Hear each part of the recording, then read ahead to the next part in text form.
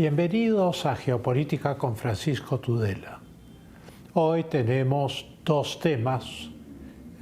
Uno de ellos es un tema interesante, que es la ofensiva o invasión de Ucrania a Rusia, al norte del teatro principal de la guerra que libra Rusia contra Ucrania en el sur, y que se dirige hacia la ciudad de Kursk.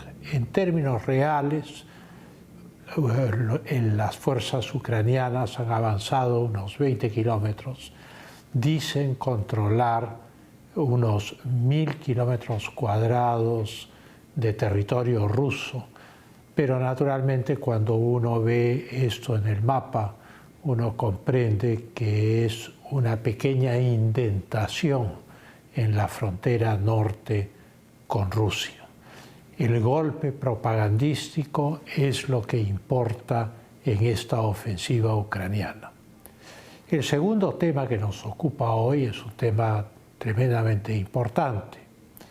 Hace cosa de más de 7 días, Irán lanzó un ultimátum a través de funcionarios de nivel medio-alto a Israel, diciendo que si no había un cese del fuego, Irán atacaría a Israel. Estos ultimátums se han producido varias veces. Desde junio hay varios ultimátums y por lo tanto es difícil saber en qué medida esto va a tener lugar.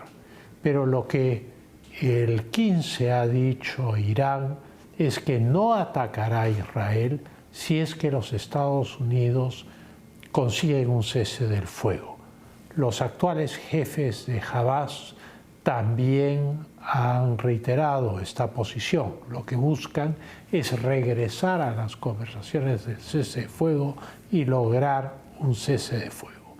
El hecho es que Israel y Hamas están atracados en un conflicto sin solución de continuidad y por lo tanto tienen que llegar a algún tipo de arreglo. Ahora, si ese arreglo va a ser permanente, es una cosa que naturalmente quedará en duda. Con estos dos temas volvemos en un instante.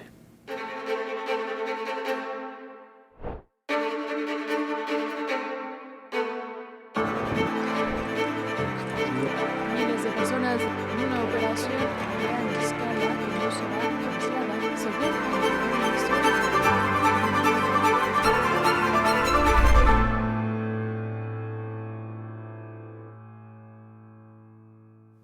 Como decíamos, Ucrania ha invadido a Rusia, cosa que naturalmente es irónico después de todo lo sucedido desde el 2022. Se pensó inicialmente que era una operación limitada en la frontera y sigue siendo, en realidad, dadas las enormes dimensiones de Rusia, sigue siendo una ofensiva en un punto limitado de la frontera, pero las tropas ucranianas han logrado avanzar 20 kilómetros y, según han dicho las autoridades ucranianas, ocuparían 1000 kilómetros cuadrados de territorio ruso. 1000 kilómetros cuadrados en esa inmensidad naturalmente no es un espacio particularmente grande. Y la idea es si pueden proseguir hacia Kursk, puesto que evidentemente el número de soldados, de blindados, de armamento involucrados en esta operación es limitado y a medida que se avanza se necesita un tren logístico. Esto es, esas tropas tienen que ser abastecidas con equipos, con munición, con comida, etc.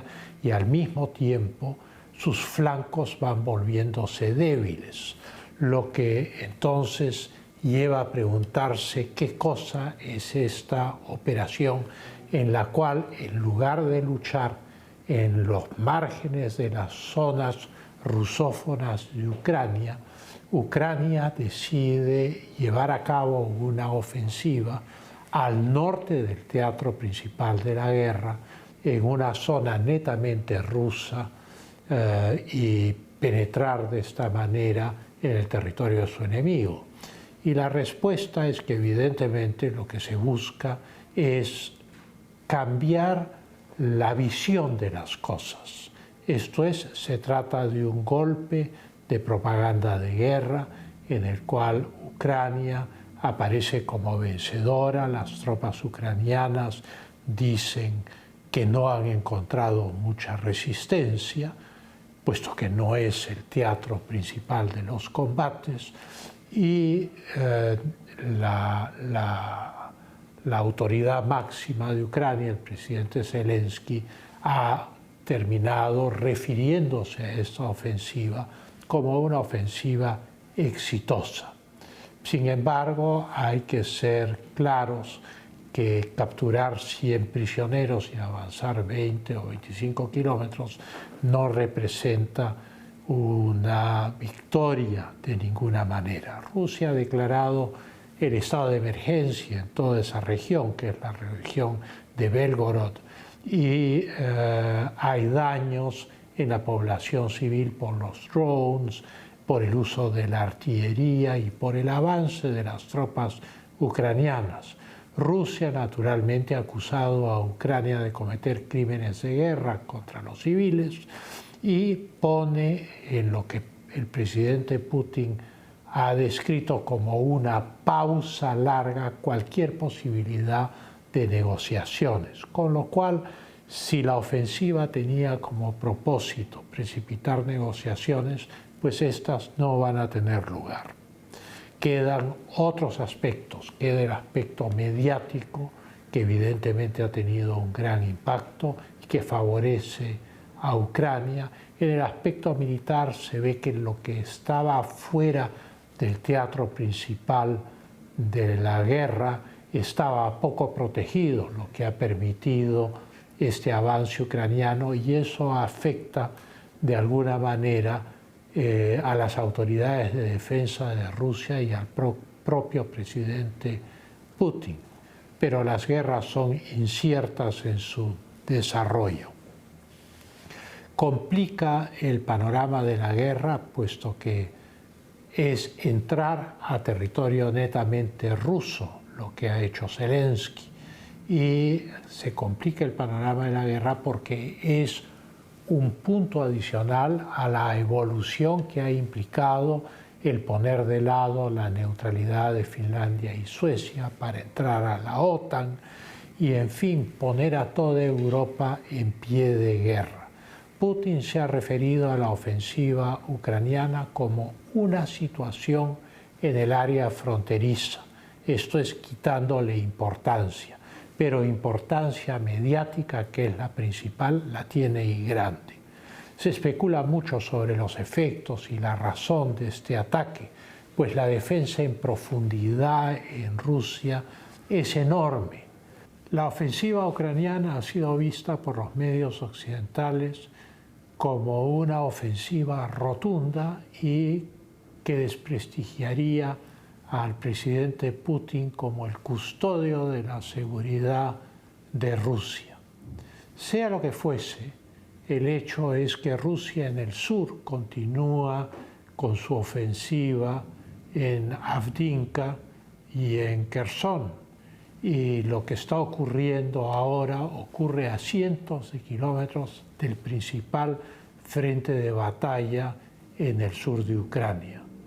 La realidad es que el golpe de esta operación es un golpe esencialmente mediático y de propaganda de guerra, pero que evidentemente va a tener que detenerse porque la prolongación de la ofensiva implica una forma de debilitamiento de la misma y se presta a contraataques del ejército ruso en sus flancos. Sea cual sea el efecto de la ofensiva, esta no parece conducir a una solución final de la guerra, en la medida en que esta acción ha llevado al presidente Putin a poner de lado cualquier consideración de negociaciones y, por el otro lado, obliga a los rusos a escalar el conflicto para compensar o recuperar su prestigio frente a la ofensiva ucraniana. Volvemos en un momento con el tema relativo a la visita de Mahmoud Abbas, la autoridad palestina, a Moscú.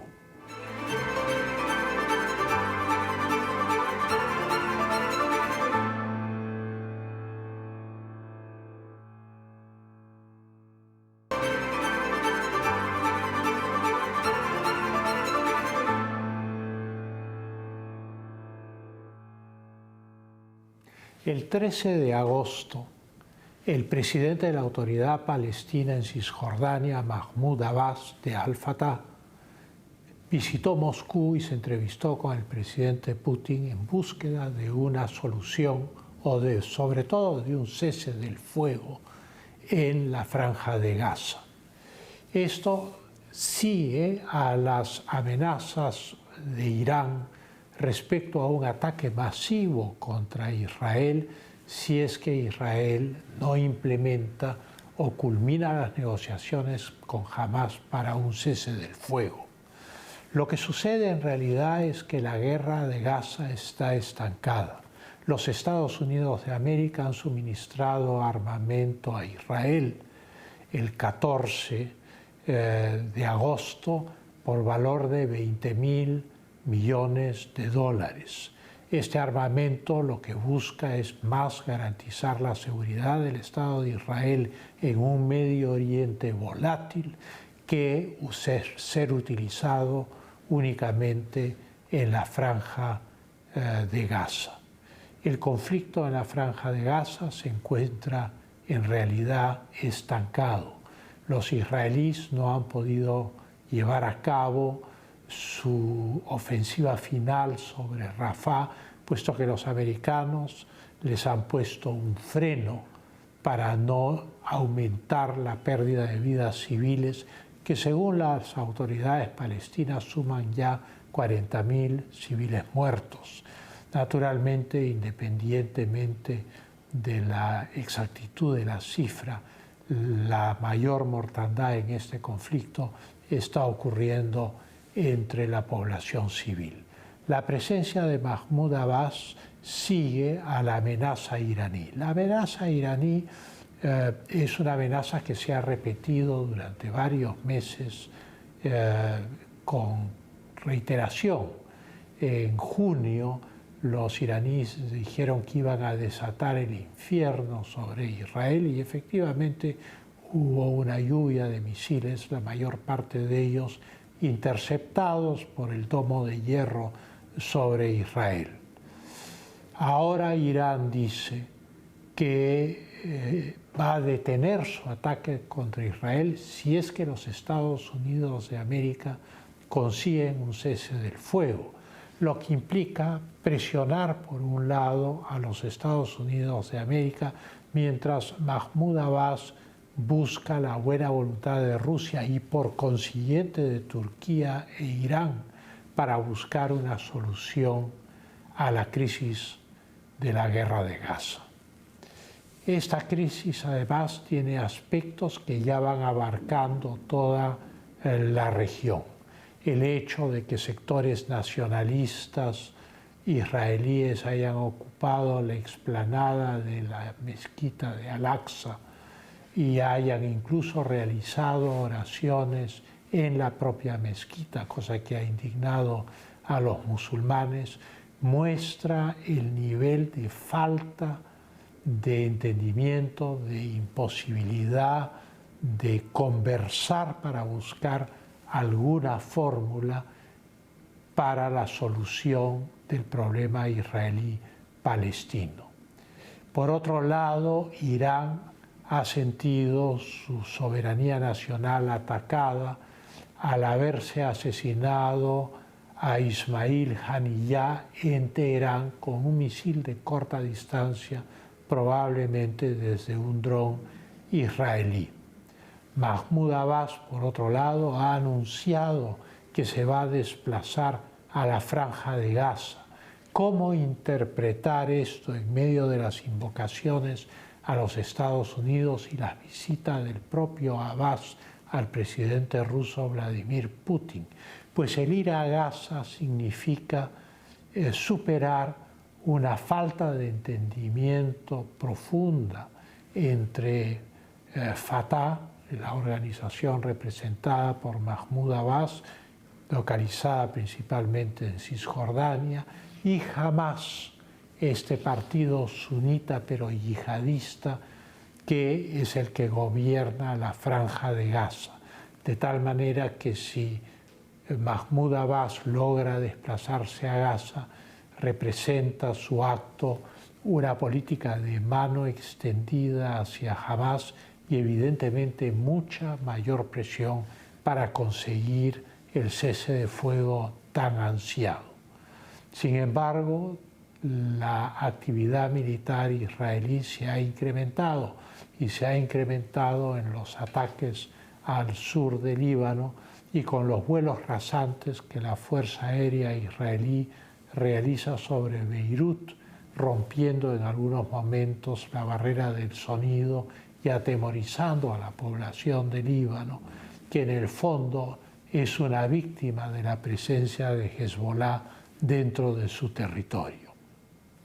Todos estos factores hacen que sea tal vez alcanzable un cese de fuego, pero no una solución al problema palestino-israelí que sea una solución permanente y duradera. Con las conclusiones tanto del tema de Ucrania como de este tema de la guerra de Gaza, volvemos en un instante.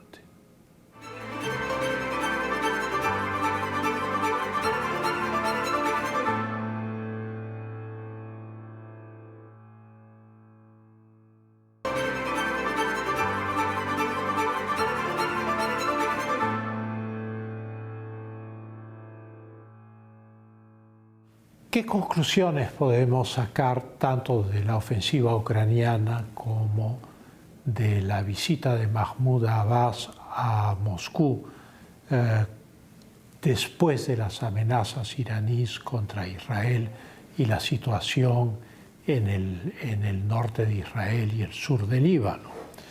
En primer lugar, respecto a la ofensiva ucraniana, es evidente que ha mostrado la vulnerabilidad de las defensas rusas y es indiscutible que es un golpe propagandístico muy importante para Ucrania, que alivia un poco la sensación de falta de finalidad que se ve en esta guerra.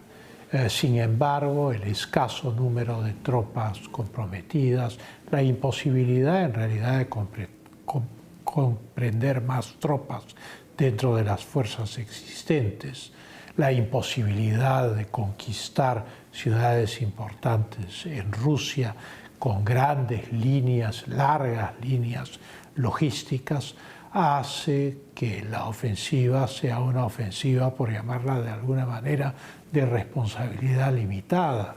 Esto es que llegado a cierto momento, el ejército ucraniano va a tener que retroceder hacia la frontera a posiciones defensivas y va a tener que considerar si se queda o no en un pequeño pedazo de la frontera rusa. Eso hace que las consecuencias prácticas sean muy limitadas en la medida en que el frente principal está cientos de kilómetros al sur y en combates en los cuales hasta el momento Rusia ha tenido más éxito que Ucrania. Por otro lado, en lo que se refiere al Medio Oriente, todo lo que está ocurriendo nos lleva a hacer dos preguntas. La primera de ellas es si es posible un cese de fuego. Y evidentemente sí es posible un cese de fuego, digamos, en un plazo relativamente corto, en la medida en que no hay posibilidades de desarrollar ni en un lado o en el otro victoriosamente este conflicto. Israel no va a poder exterminar a Hamas porque aun si lo exterminara surgiría otro grupo terrorista con otro nombre probablemente y que sería igualmente letal. Y entonces el problema continuaría. Y por el otro lado, la presencia militar israelí en Gaza tampoco puede ser perpetua porque es muy desgastante. Entonces el cese de fuego sí es una posibilidad y un arreglo temporal entre las partes en conflicto respecto al gobierno de Gaza o aspectos de ese tipo, el ingreso de la ayuda humanitaria, serían posibles. Ahora, una solución del problema árabe-israelí en estas condiciones no parece posible. Es evidente que el ataque del 7 de octubre a Israel, la toma de rehenes, la masacre de civiles inocentes, ha generado un profundo rechazo en Israel hacia no solo la organización militar de Hamas, sino hacia los palestinos en general. Y igualmente por parte de Hamas, los bombardeos israelíes de la Franja de Gaza han producido exactamente el mismo efecto. La fórmula favorecida por las potencias y los que piensan razonablemente sobre este tema es la fórmula de los dos estados, pero la fórmula de los dos estados que requiere buena voluntad de ambas partes en conflicto, que requiere desplazamiento de poblaciones en una dirección y otra, evidentemente resulta imposible en este momento. Con estas reflexiones nos despedimos hasta un próximo programa de Geopolítica con Francisco Tudela.